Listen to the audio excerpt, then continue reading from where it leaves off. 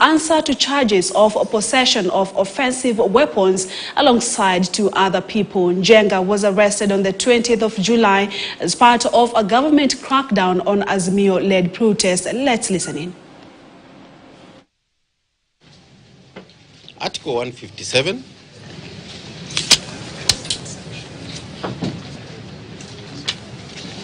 Sub-Article 11 provides that the Director of Public Prosecutions shall not be under the control or direction of any person or authority. This means he is independent, and that brings the office of the Director of Public Prosecutions within the purview of Article 248(1). So we are an independent office. Being an independent office, under Article 253 of the same Constitution, the office enjoys perpetual succession. The office enjoys perpetual succession, and consequently, the departure of Mr. Nuruddin Aj as the Director of Public Prosecutions does not mean that the office ceases to exist or to function. Lastly, we urge the court to make a finding that all the allegations by learned counsel have been made from the bar. They are not substantiated. They are not on oath.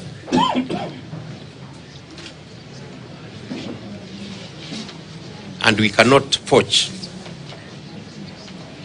for their correctness. These are just mere allegations from the bar. We urge the court to order that the proper forum for all those arguments is the High Court, not before you.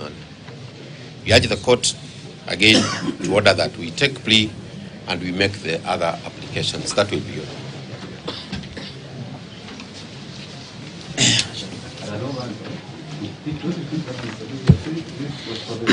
Why are you restricting me? You never restricted them. I'm already blind to points of law.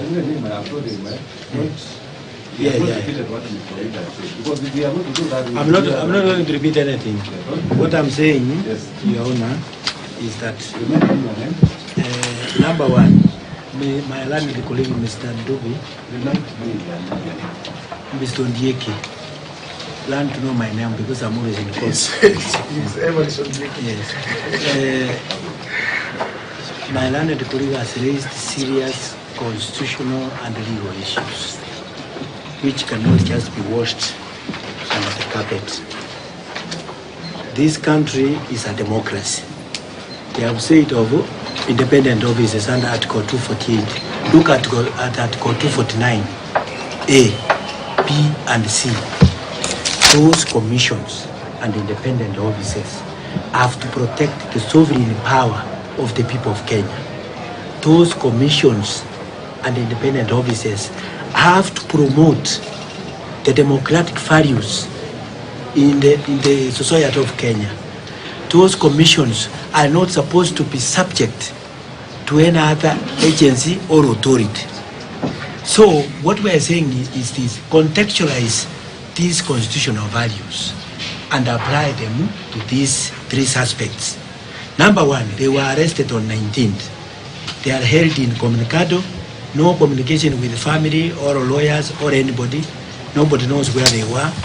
They are now being sneaked to court 1 week later. Even when the High Court gave a habeas corpus orders, they never respected it. These people have a cash bail. The High Court gave them a cash bail of 100,000 shillings. They did not respect that. Your Honor, you took an oath. The oath you took was to protect, promote, and preserve the Constitution. And what we are urging you now is, Councillor has said that when you look at the office of the ODPP as currently constituted, there is a problem because there is an interpretative question whether the office, as currently constituted, can properly prefer judges against this. Because I know, even in anti-corruption cases, they cannot now file cases against anti-corruption cases because the office is not properly constituted. So we wanted to know how did they categorize that this one they can proceed and others they cannot proceed. So that is an issue for interpretation of the Constitution. Article 157 of the Constitution, which creates the office of the ODPP. That's what Council raised. Then, as read with Article 248 and 249, there is an issue which is conflicting. Now, the lower court has power, Your Honor. My learned colleague, Mr. Whitty, has misapprehended the Constitution. And with tremendous respect, the lower court has jurisdiction where an issue regarding the interpretation, application, and enforcement of the Constitution has arisen, it refers that matter to the High Court for proper adjudication. So what we are saying is this. Now that there is a serious constitutional issue that has arisen, you reject the charges under Section 89(5), as my learned colleague has said, of the CPC, so that you refer this matter to the High Court, you admit the subject persons to bond who are already on bond and the cash paid from the High Court, then this serious constitutional question be answered by the High Court. Then we can come back to you and tell you that, Your Honor, the High Court has directed that you can proceed or that matter is settled. That is one thing that I want the court to appreciate. You know, even as counsel proceeds, we no, understand. This is an interjection. I'm allowed I to never do so. interrupted you, please. Senior, I have to he has no audience, Your Honor. If you say no, yes, please. He has no audience when I'm speaking. My interjection is we understood senior counsel to be responding to our arguments. He can only do so on a point of law and cannot raise a new issue. The issue of sending a reference to the High Court did not arise. How do we get a chance to do that? Then he misunderstood the application by Ndubi. Ndubi said this is charge sheet. And number two, Your Honor, Senior, I'm not done. With respect, Senior, you're my friend. Hatujakosana? No, hatujakosana. Number two is that you're being told about the issue of an order. You're not being told that any one of us here was served with any order. And the nature of that order. We haven't seen the order. You have the and order. That has been raised again in response. There is an order from the High Court. So we plead that the court takes charge of its proceedings and ensures that the rules of the game are respected. Yeah. Your Honor, I've given you a copy of the order and I've given Mr. Mule a copy of the order. So the High Court admitted through habeas corpus number E4270 of 2023, gave the applicants, the subject cash pay of 100,000 shillings. I've given you a copy. Have you given a copy? Yes. So that one I wanted to raise it after. But now that in the course of arguments, it is important that you are aware. And we served it to their email address immediately. Yes. Yes. So these subjects are already admitted to 100,000 shillings. So what we are saying is this, Your Honor. I've seen from the charge sheet, these are issues we raised when God have seen the amendment application to oppose one of the issues to be listed on board. Let us wait. We wait, yeah, that one. I've not mentioned that. And you can see I'm very organized and systematic. I've not mentioned anything which has not been mentioned by Mure or Wit, because I'm replying. So I know my boundaries. So what I'm saying is this, Your Honor. These constitutional aspirations are not just paper aspirations. They are meant to be enforced. It is the courts which enforce them. And that is the enduring value in our constitutionalism. That's why people respect us, that Kenya is governed by the rule of law. But if police are allowed to just come and arrest you and they blind you with anything, even when you have never smoked in your life, they will say you were found with Msokoto. Then that's a lie. And it must be called a lie. And yet we carry Bibles to the church on Saturday and Sunday. So let me concentrate on my reply. So what I'm saying, Your Lordship, is this: if you look at section 134 of the CPC, it is very clear. That I understood Mr. Ndubi to be saying that when you bring a church before a trial magistrate, the statement of the church and the material particulars must be so clear so that the suspect is able to appreciate what charges are being laid against him. Then he is able to understand and prepare. If it's a matter that can take him to the gallows, he appreciates that fact from day one. That is what I understood my learned colleague raised. So, and looking at the charge sheet, on the face of it, there is a problem. The material particulars and the statement of the offences is not even consistent. It does not comply with the section, Article 50, Clause 2B of the Constitution, which is very clear. 2B, 2B is very clear. The statement of the offence and the material particulars must be very specific so that it's understood. That is what the council was saying, that this charge sheet does not meet that legal threshold. So what are we saying? As at the moment, there is no proper rule of charge sheet disclosing an offence before you to warrant you to take the charge.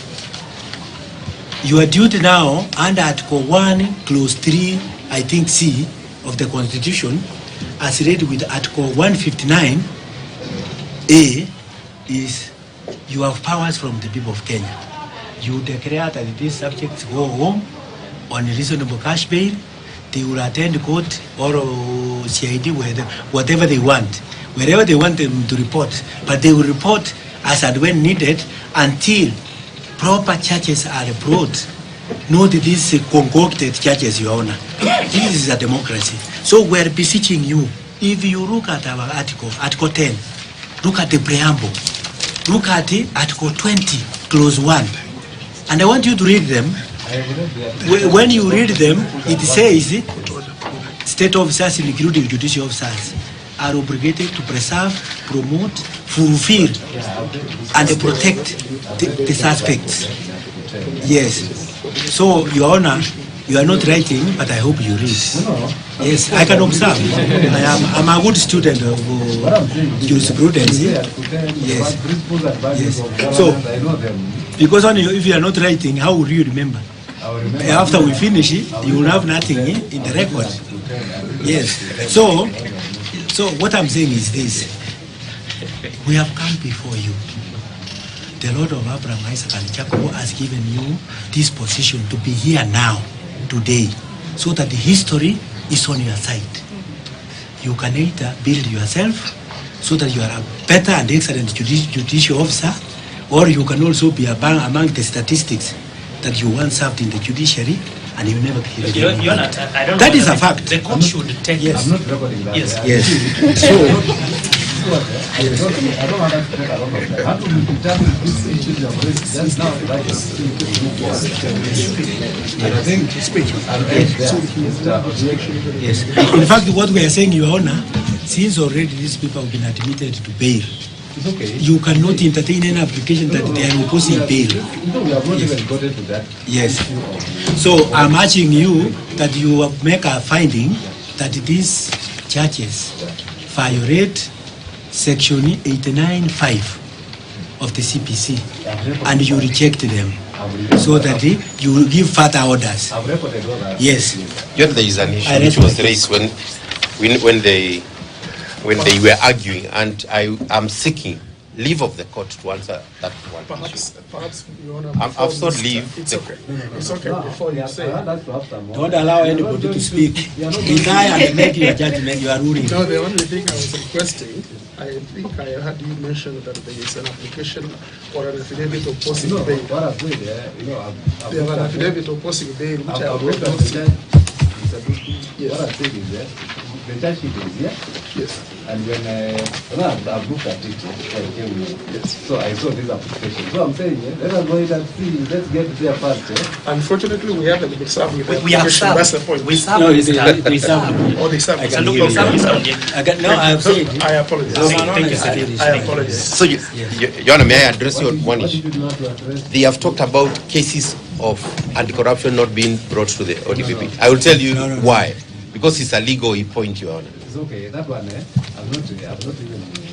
not even record it. He did not. Thank you, Your Honor. We are guided. We are guided, Your Honor. So, I think let us get to that point.